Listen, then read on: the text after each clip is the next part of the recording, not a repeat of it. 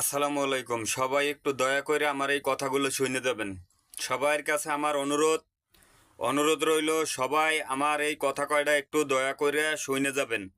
সবার কাছে আমার অনুরোধ, এই ভিডিওটা যাদের সামনে যাবে সবাই দয়া করে আমার এই কথাগুলো একটু শুনে যাবেন। আমরা ড্রাইভাররা তেমন একটা ভালো নাই।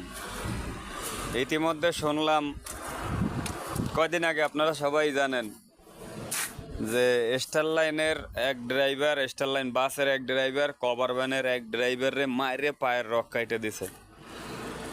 আবার শোনা গেল যে সোহাগ গাড়ির এক ড্রাইভারে, কভার ভ্যান না খোলা গাড়ির এক ড্রাইভারে ধরে মারতে আছে। তা এগুলা কি ভালো? আপনারাই বলেন, এগুলা কি ভালো? এক ড্রাইভার যদি আরেক ড্রাইভারের প্রতি খেয়াল না রাখি, এক ড্রাইভার যদি আরেক ড্রাইভারের হেল্প না করি, তাইলে এভাবে কি দিন চলবে? এগুলো তো সবাই সুযোগ পেয়ে যায় আস্তে আস্তে। আচ্ছা ধরেন, আসেন, এই আমি আজকে 2-3 দিন যাবৎ একটা ডিপুর ভিতরে আইসা বসে রয়েছি। এটা কিন্তু একটা ডিপু, এটা ওসিএল ডিপু, কাঠগড় ওসিএল ডিপু। ওসিএল ডিপুর ভিতরে আজকে আমি 2-3 দিন যাবৎ আইসা বসে রয়েছি। এইটা আমার গাড়ি। এই যে গাড়িটা দেখা যায়, এই যে গাড়িটা দেখা যায়, এইটা হচ্ছে আমার গাড়ি। এই গাড়িটা আমি চালাই। আমার গাড়ির মাল নামবে নামবে নামবে নামবে বইলে আমারে বসাই রাখছে, গাড়ির মাল নামায় না। আর এই গাড়ির ভিতরে এত পরিমাণ গরম, এই গরম কিন্তু সহ্য করার মতন না। এই যে দেখেন, আমার শরীর থেকে ঘাম বাইরেইতেছে, আমার শরীর থেকে কিন্তু ঘাম ঝরতে আছে অটোমেটিক।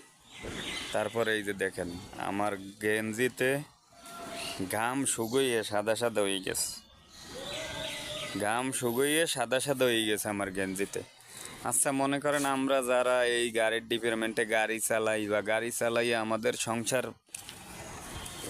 মনে করেন ছেলে মেয়ে বা বউ বাচ্চা উপার্জন করে, বউ বাচ্চারে 2 টাকা দেওয়ার জন্য বা আমার মা বাবারে 2 টাকা দেওয়ার জন্য যারা এই মনে করেন শহরে পড়ে থাকে রাতের পর রাত, দিনের পরে দিন, আমরা কি রাস্তাঘাটে এরকম হয়রানি শিকার হওয়ার জন্য আসছি? আমরা কি রাস্তাঘাটে এইভাবে মাইর খাওয়ার জন্য আসছি? আমার তো মনে হয় আমরা এভাবে অত্যাচার হওয়ার জন্য, মাইর খাওয়ার জন্য, রাস্তাঘাটে হয়রানি শিকার হওয়ার জন্য আমরা এভাবে এই ডিপার্টমেন্টে আসছি। আমাদের সংসার বলতে, ঘর বলতে কিন্তু এই গাড়ি, এইটাই আমাদের ঘুমানোর স্থান। এই যে আমরা এই জায়গায়